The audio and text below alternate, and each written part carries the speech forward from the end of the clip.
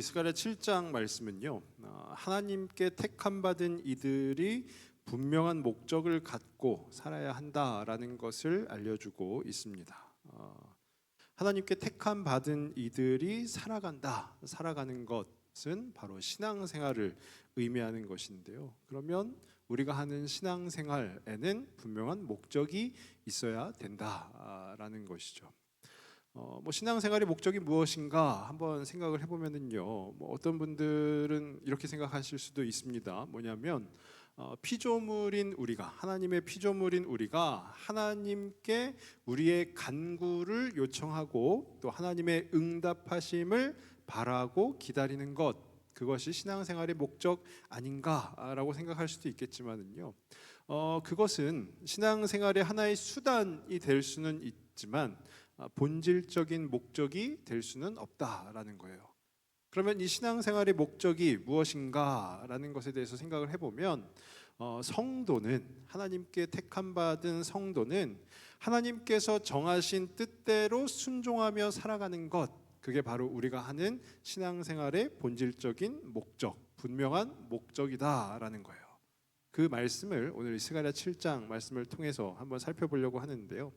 이 스가랴 7장이 기록된 때가 언제인가 하면은요, 우리 7장 1절 말씀인데요. 7장 1절에 보시면 다리오 왕 제4년 9째 달 곧 기슬레월 4일에라고 돼 있어요.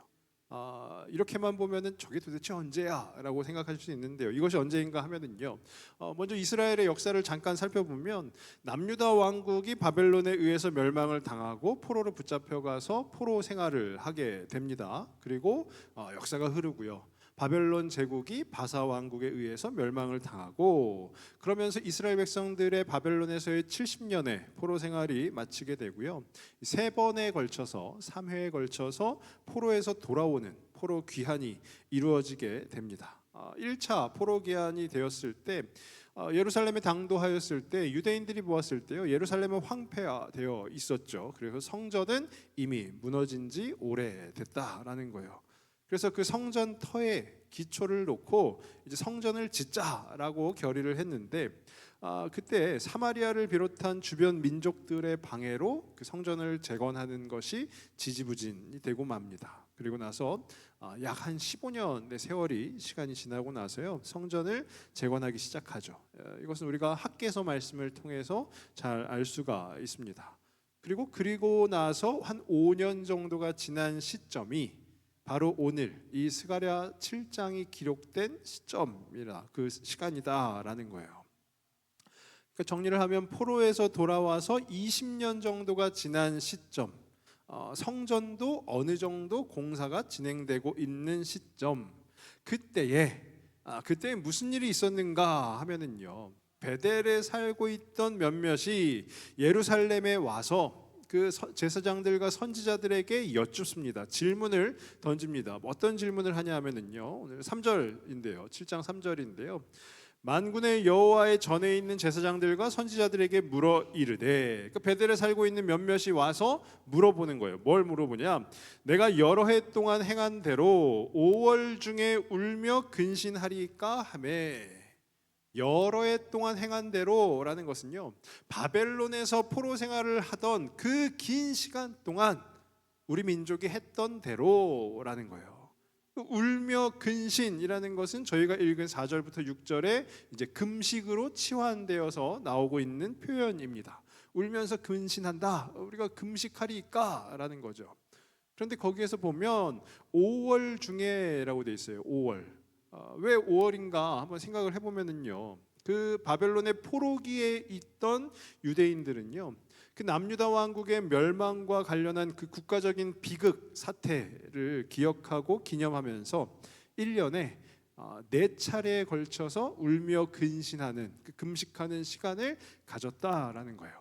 그래서 4월 중에는요, 예루살렘 성벽이 뚫린 날을 기념하여서 금식을 하고요, 또 5월 중에는 예루살렘의 성전과 왕궁이 파괴된 날을 기념하여서 또 금식을 하고요, 또 이어지는 7월 중에는요, 총독 그달랴가 암살당한 날을 기념해서 금식을 하고요, 또 10월 중에는 예루살렘 포위가 시작된 날을 기념해서 금식을 했다라는 거예요. 그러니까 우리 민족에, 우리 국가에 닥친 이 비극을 잊지 말자 하면서 바벨론 포로기에 1년에 4차례 울며 근신하는, 즉 금식하는 그 일들을 했다라는 거예요. 그러니까 오늘 이 말씀에, 스가랴 7장 말씀에요, 베델 사람들이 와서 물어본, 제사장들과 선지자들에게 물어본 의도가 무엇이냐 하면은요, 야, 우리가 포로에서 돌아온 지도 한 20년 정도가 지났고, 그리고 이 예루살렘의 성전이 완공되어 가고 있는데 그 과거의 슬픔을 기리는 금식을 지금도 꼭 해야 하는가라고 물어보는 거예요. 그에 대한 하나님의 답변이, 그들의 질문에 대한 하나님의 답변이 바로 오늘 본문 말씀인데요. 하나님께서 스가랴 선지자를 통하여서 하시는 답변이, 야, 그 금식 꼭 안 해도 된다. 뭐 오래 지나기도 했고 우리가 포로에서 돌아온 지도 꽤 되기도 했고 이 성전도 다시 재건이 되고 하니까 금식 안 해도 된다, 이런 답변이 아니고요. 금식이 중요한 게 아니다라는 거예요. 그럼 뭐가 중요한가 하면은요, 하나님의 말씀에 귀를 기울이는 것, 즉 하나님의 말씀을 청종하는 것이 중요하다라는 거예요. 이 말씀이 오늘 우리에게 주시는 메시지가 있다면, 신앙생활을 하는 데 있어서 중요한 것은 그 어떤 행위가 아니라 하나님의 뜻을 정확하게 아는 것, 그게 바로 우리가 신앙생활의 본질적인 목적이다라는 거예요. 그러면 어떻게 우리가 신앙생활을 하면서 하나님의 뜻을 바르게 알고 분명하게 따르는 신앙생활을 할 수 있을지, 오늘 본문 속에서 두 가지로 한번 묵상을 해보려 하는데요.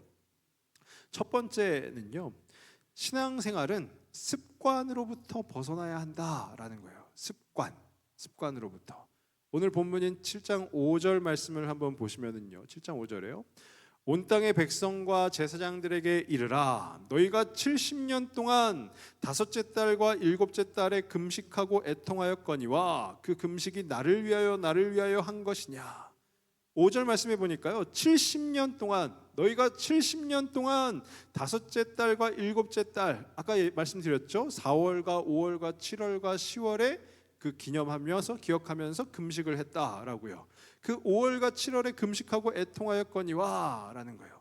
70년 동안이 뭐죠? 포로 생활하던 때에, 그 포로 생활하는 동안에 아까 3절에서도 나오지 않았습니까? 여러 해 동안 행한 대로 이 70년 동안 매년 그렇게 금식을 했다라는 것은요, 그런 반복된 신앙 행위가 있었다라는 것은요, 어느 공동체도, 물론 우리도 마찬가지고요, 습관이 되기에 충분한 시간이다라는 거예요. 공동체가, 이 민족이 매년 시간을 정해서 울며 근신하며 금식했다고 보십시오. 그것은 습관이 되기에 충분하다라는 것이죠.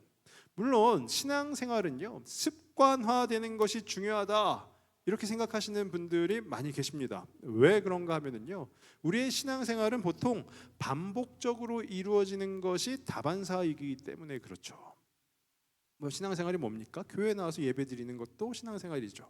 주일 예배, 주일마다 주일 성수하는 것, 그리고 수요일 저녁마다, 또 오늘처럼 금요일 저녁마다, 그리고 개인 경건의 시간을 매일 갖는 것, 또 뭐 성경 통독이든지 하는 성경 말씀을 계속 읽고 기도하는 것, 그러니까 매일매일 반복이 되거나 매주 반복이 되거나 습관이 되는 것이 너무 중요한 것이 우리의 신앙생활이다라는 거예요. 그런데 제가 정한 이 말씀이 습관으로부터 벗어나야 한다, 이 앞뒤가 좀 안 맞지 않습니까? 신앙생활은 습관화되어야 하는데 습관으로부터 벗어나야 된다. 좀 더 세밀하게 말씀을 드리면은요, 나쁜 습관에서 벗어나야 한다라는 거예요. 나쁜 습관에서. 그러니까 나쁜 습관에 대한 예시를 말씀 속에서 한번 찾아보면은요, 이스라엘의 초대 왕이 바로 사울입니다. 그 사울 왕에게는 나쁜 습관이 있었는데요. 그게 뭐냐면 사무엘상 13장 말씀에 보면은요, 길갈에서 블레셋과 이제 대치를 하고 있어요. 전쟁을 대치를 하고 있는데 사무엘이 아직 오지 않았음에도 이 사울이 마음대로 번제, 즉 제사를 직접 집례합니다.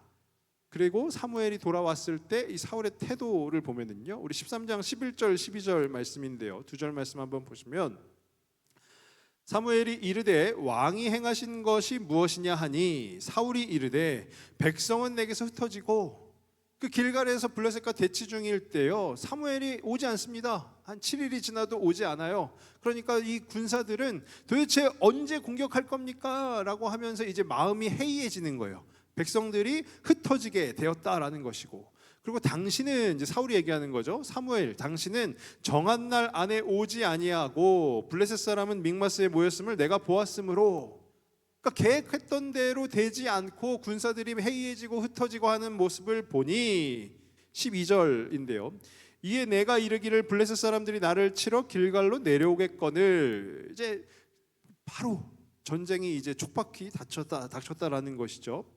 그래서 내가 여호와께 은혜를 간구하지 못하였다 하고 부득이하여 번제를 드렸나이다 하니라. 부득이하여, 어쩔 수 없었다라는 거예요.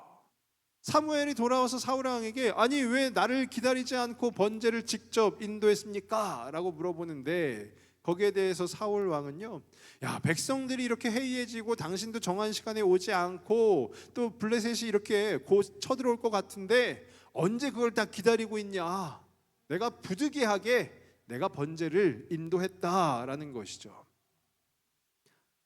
이에 대해서 사무엘은요, 이어지는 말씀에 사울에게 호되게 이야기합니다. 뭐냐면, 왕이시여 당신이 망령되이 행하였다.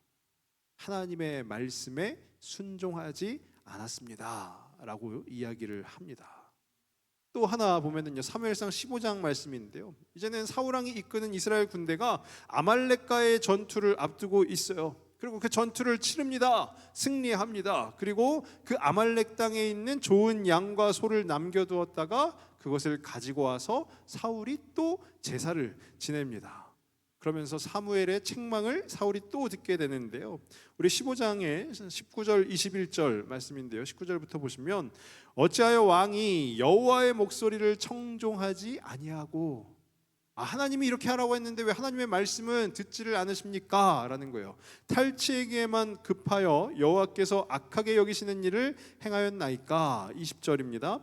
사울이 사무엘에게 이르되 나는 실로 여호와의 목소리를 청종하여 여호와께서 보내신 길로 가서 아말렉 왕 아각을 끌어왔고 아말렉 사람들을 진멸하였으나, 21절이요, 다만 백성이 그 마땅히 멸할 것 중에서 가장 좋은 것으로 길갈에서 당신의 하나님 여호와께 제사하려고 양과 소를 끌어왔나이다 하는지라.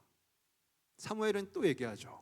사울 왕, 당신은 왜 하나님의 말씀을 또 듣지 않습니까? 라고 얘기하는데요, 사울 왕은요 막 핑계를 대는 거예요. 변명을 늘어놓습니다. 그러면서 하나님이 제사 좋아하시니까 아말렉 땅에서 보았을 때 이 양과 소를 보니, 야, 이거 제사의 제물로 바치면 너무 좋겠다 싶어서 그 양과 소를 끌고 와서 제사를 드렸다라는 거예요.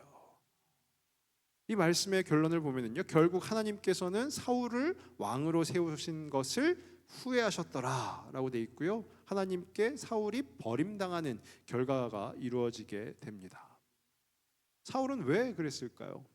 그런데 다른 시각으로 보면은요, 블레셋이 진을 치고 있고 언제라도 쳐들어올 것 같은 상황 속에 군사들의 사기를 재충전하며 하나님의 군대로서 하나님께 제사를 지낸 것은 어쩌면 잘한 일 아닌가라고 생각을 할 수도 있겠죠.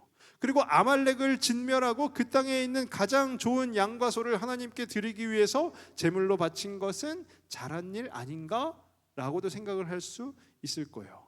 근데 분명히 성경은 이야기합니다. 그것은 잘한 일이 아니다. 왜 그렇죠? 사울의 나쁜 습관이 무엇입니까? 자기의 생각은 있지만 하나님의 말씀은 오간데 없었다라는 거예요. 공동체를 위하는 마음은 있지만 정작 그 공동체를 향하신 하나님의 뜻은 정확하게 살피지 못했다라는 거예요. 그러니까 오늘 이 스가랴에게 찾아온 베델 사람들이요, 70년 동안 애통해하면서 했던 금식한 것, 그 누가 보아도 본받을 만한 신앙의 행위처럼 보이죠. 그런데 하나님은 그들에게 뭐라고 말씀하십니까? 그 금식이 나를 위하여 한 것이냐? 나를 위하여라는 것을 한 번만 말씀하신 게 아니라 두 번 말씀하셨는데, 이 두 번 반복된 것이요, 성경학자들의 해석이 뭐냐, 그들의 금식이 70년이라는 긴 시간 동안 습관이 되었던 그 금식이 형식적인 종교 의식에 불과했다라는 것을 하나님이 분명하게 지적하시는 것이다 라는 거예요.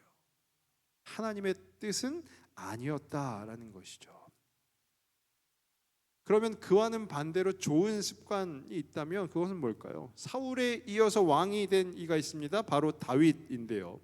우리 사무엘상 23장 2절에 보시면 앞부분에 이에 다윗이 여호와께 묻자와 이르되 내가 가서 이 블레셋 사람들을 치리까? 여호와께서 다윗에게 이르시되 가서 블레셋 사람들을 치고 그 일날을 구원하라 하시니, 말씀 여기에만 기록된 것이 아니고요, 다윗은요 습관이 되어 있었어요. 어떤 습관이냐 하면 무슨 일이 닥쳤을 때, 어떤 어려움을 해결해야 할 때 여호와께 물었습니다.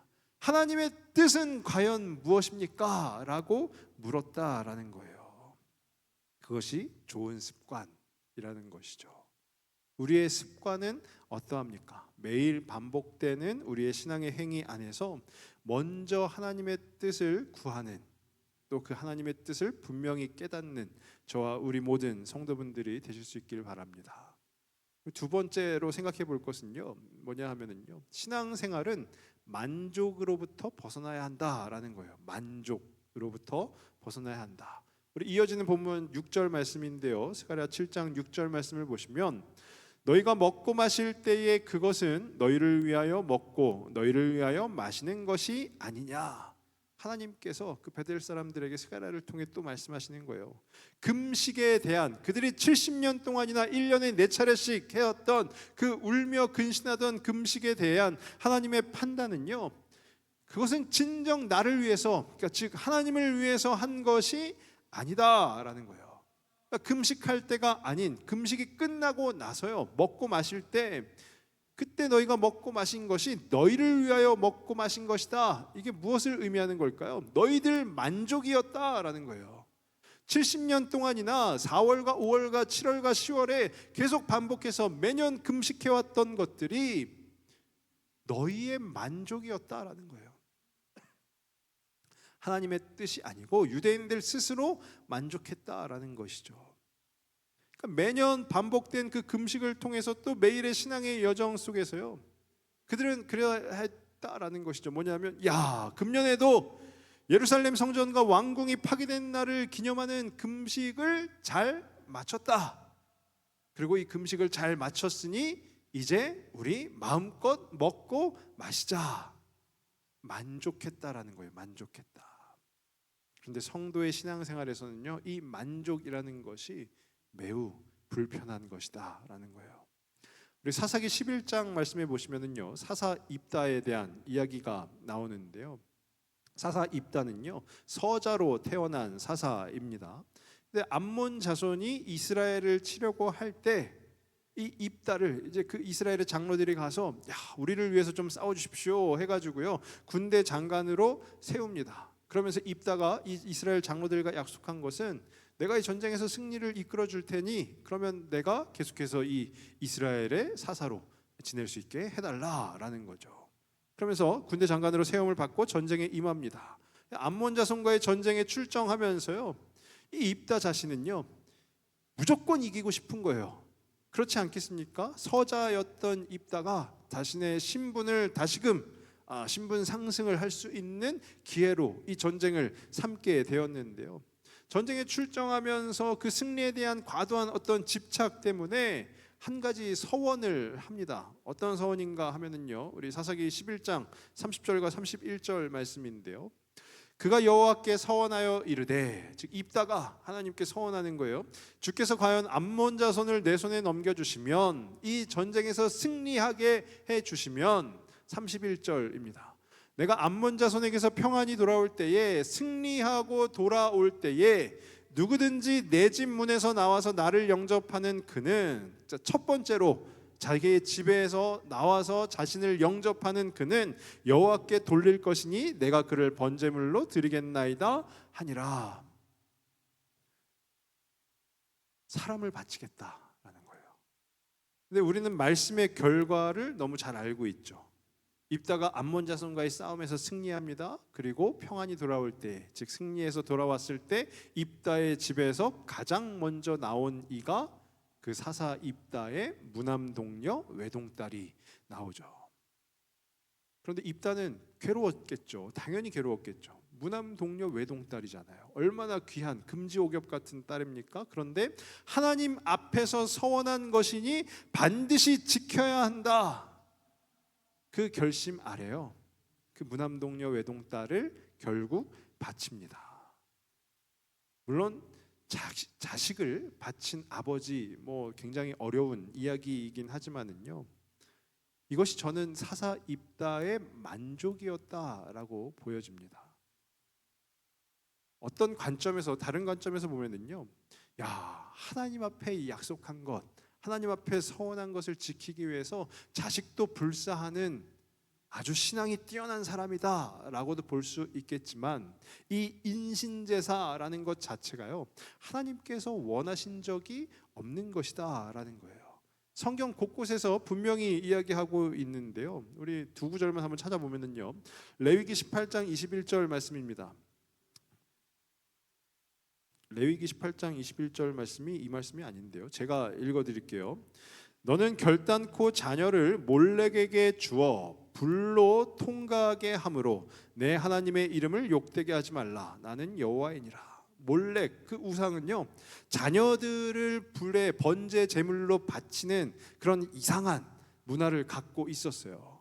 그런데 하나님께서는 가나안 땅에 들어가는 이스라엘 백성들에게 분명하게 말씀을 하시는 거죠. 야, 몰렉 그 숭배하는 저 이상한 사람들이 하는 것처럼 자녀를 번제로 바치는 일, 끝내 원하지도 않는 일이다. 절대로 하지 말라라는 거예요. 그리고 예레미야 7장 31절 말씀인데요, 예레미야 7장 31절에요. 흰놈의 아들 골짜기에 도벳 사당을 건축하고 그들의 자녀들을 불에 살랐나니 내가 명령하지 아니하였고 내 마음에 생각하지도 아니한 일이니라. 흰놈의 아들 골짜기에 도벳 사당을 이스라엘 백성들이 직접 짓고요, 거기에서 실제 본인들의 자녀들을 불에 살라서 번제물로 바치게 되었다라는 거예요. 그 모습을 본 하나님께서 말씀하시는 것이, 야, 내가 그거는 언제도 명령한 적도 없고 내 마음에 생각하지도 아니한 일, 내가 원하지 아니하는 일이다라는 거죠. 인신제사라는 것은요, 하나님께서 원하지 아니하신 일이라는 거예요. 그런데 사사 입다는요, 자기의 딸을 바쳤습니다. 어떤 면에서는 야, 자식도 바치는 믿음이라고 볼 수 있지만 그건 자기의 만족이라는 것이죠. 만족. 우리도 신앙생활을 하면서 이런 만족의 순간이 있지 않으십니까? 하나님께서는 어찌하시든지 전혀 개의치 않고, 야, 내가 했다, 내가 이것만큼은 내가 지켰다, 이것만큼은 내가 이루어냈다 하면서 만족하는 것, 그것이 우리의 신앙생활 안에서는요, 그 만족함이 사라져야 한다라는 거예요. 올바른 신앙생활은요, 내가 만족하는 것보다 하나님께서 원하시는 것을 찾아서 나아가는 것, 그게 올바른 신앙생활이라는 것이죠. 저는 간절히 바라기는 저와 우리 모든 성도분들이 그러한 신앙생활을 할 수 있기를 간절히 바랍니다. 말씀을 정리하겠습니다. 우리가 내어 버려야 할 신앙생활의 나쁜 습관이 혹시 있습니까? 그 나쁜 습관을 다 내어버릴 수 있는 우리가 되기를 바라고요. 또 하나님보다 나의 만족이 우선이 되었던 적은 없습니까? 나의 만족이 아니고요, 하나님께 영광을 돌리는 그 삶을 살아내는 우리 모두가 되실 수 있기를 바랍니다. 그래서 우리의 생각보다 하나님의 뜻이 우선이 되는 저와 우리 모든 성도분들 되시길 주님의 이름으로 축복합니다.